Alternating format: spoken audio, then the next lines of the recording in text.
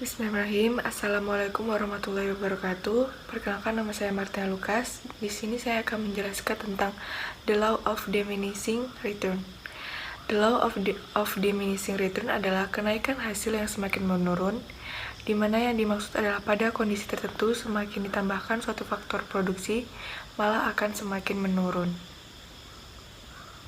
Law of diminishing return berikut: apabila variabel ditambahkan terus-menerus pada input konstan, maka pada suatu saat akan terjadi penurunan output sehingga menjadi semakin kecil, dan tentunya secara otomatis jumlah total output yang dihasilkan pun akan menurun mengikutinya. Dengan kata lain, kurva MP suatu saat akan menurun. Artinya, terjadi pertambahan output satu input, atau yang digaris hitamkan adalah kata rancu. Tetapi pada titik tertentu hasil lebih kecil dari unit sebelumnya. The law diminishing return dikemukakan oleh seorang ahli ekonomi Inggris yaitu David Ricardo pada tahun 1772 sampai 1823. David mengemukakan bahwa jika kita menambah terus-menerus salah satu input dalam jumlah yang sama, sedangkan input yang lain tetap, maka mula-mula akan terjadi tambahan output yang lebih dari proporsional atau increasing return. Tapi, pada titik tertentu, hasil lebih yang kita peroleh akan semakin berkurang atau diminishing return. Baiklah, sekian presentasi saya, dan akan dilanjutkan oleh rekan saya Rifa Mutia Gusreda. Kepada Rifa Mutia Gusreda, disilakan. Baik, di sini saya akan melanjutkan penjelasan dari Martina Lucas, yaitu the law diminishing return dikemukakan oleh ahli ekonomi dari Inggris, yaitu David Ricardo. David mengemukakan bahwa jika kita menambah terus-menerus salah satu unit input dalam jumlah yang sama, sedangkan input yang lain tetap, maka mula-mula akan terjadi tambahan output yang lebih dari proporsional atau increasing return. Tapi pada titik tertentu, hasil yang lebih kita peroleh akan semakin berkurang, atau dalam kurung diminishing return. Asumsinya ada 3. Yang pertama, hanya satu variabel yang berubah dengan lainnya tetap. Yang kedua, teknologi yang digunakan dalam proses produksi tidak berubah. Yang ketiga, sifat koefisien produksi adalah berubah-ubah. The law diminishing return atau hukum kenaikan hasil berkurang. Hukum ini menyatakan bahwa apabila penggunaan satu input ditambah sedangkan input-input yang lain tetap, maka tambahan output yang dihasilkan dari setiap tambahan satu unit input yang ditambahkan tadi mula-mula naik, tetapi kemudian seterusnya menurun jika input tersebut terus ditambahkan. Selanjutnya yaitu struktur biaya atau cost structure, merujuk pada komposisi dan proporsi relatif dari biaya tetap dan variabel yang dikeluarkan oleh suatu bisnis. Struktur biaya digunakan sebagai alat menentukan harga. Jika perusahaan menggunakan strategi penetapan harga berbasis biaya, ini juga bermanfaat bagi perusahaan ketika mengambil langkah efisiensi. Dengan mengamati, perusahaan dapat menentukan bidang-bidang mana yang berpotensi untuk lebih diefisiensi atau setidaknya dikontrol secara lebih baik. Struktur biaya tetap ini produk dapat terdiri biaya administrasi overhead manufaktur, dan tenaga kerja langsung. Sedangkan biaya variabel terdiri dari bahan baku, komisi, dan pasokan produksi. Struktur biaya tetap berdasarkan pelanggan dapat mencangkup biaya administrasi untuk layanan pelanggan dan klaim garansi. Sedangkan biaya variabel terdiri dari biaya produk dan layanan yang dijual kepada pelanggan, kredit yang diambil, pengembalian produk, dan diskon pembayaran awal yang diambil. Di sini saya akan menjelaskan tentang law of diminishing return yang sudah sebelum-sebelumnya dijelaskan oleh teman-teman saya. Di sini akan melanjutkan yaitu tentang kurva law of diminishing return. Yaitu di sini bisa kita lihat teman-teman, terdapat kurva tabel yang di sini terdapat total produk, increasing marginal returns, dan diminishing marginal returns. Di sini sedikit mengetahui kita tentang kurva ini, yaitu menjelaskan tentang kenaikan hasil yang semakin menurun, di mana yang dimaksud adalah pada kondisi tertentu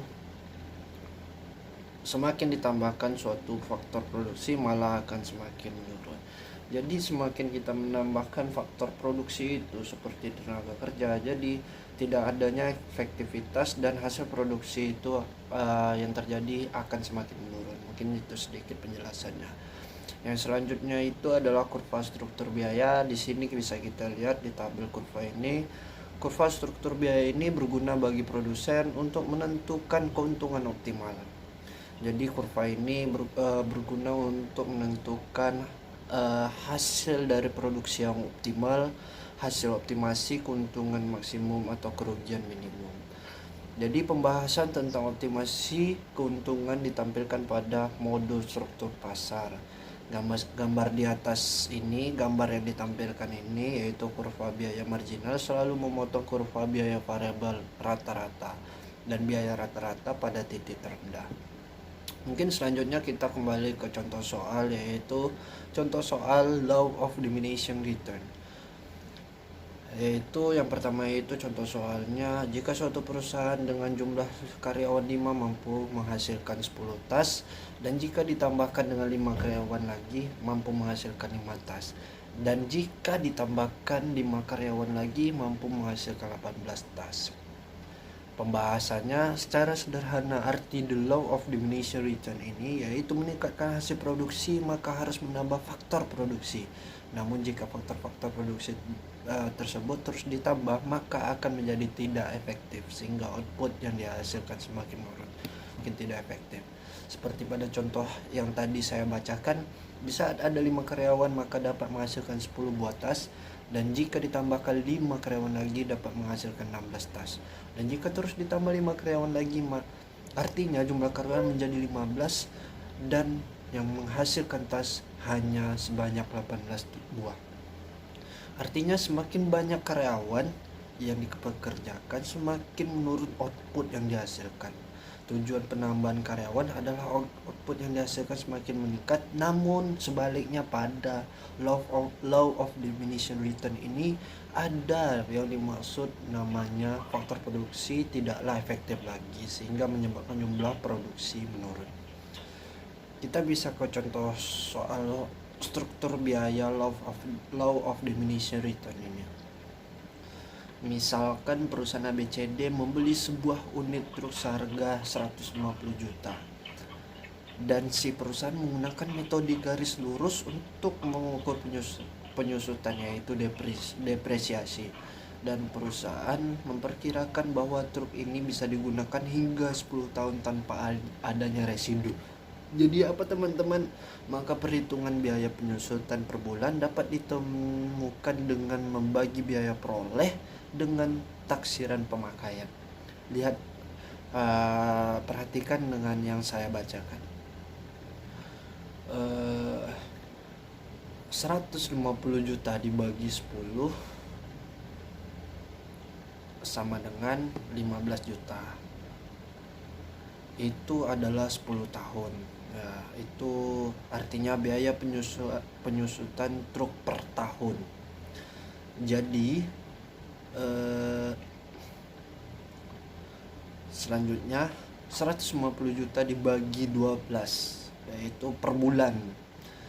12 itu per bulan, yaitu 12.500.000 hasilnya.